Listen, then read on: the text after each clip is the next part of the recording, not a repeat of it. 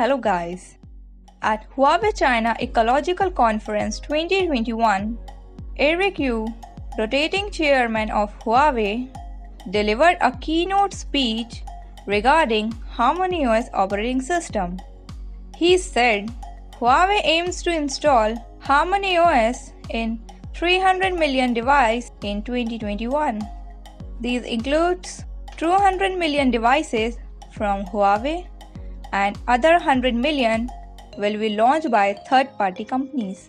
Eric added that HarmonyOS is Huawei's full-owned distributed operating system, which is mainly designed to reduce Huawei's dependency on Android and provide more capabilities and platforms than the existing mobile operating system.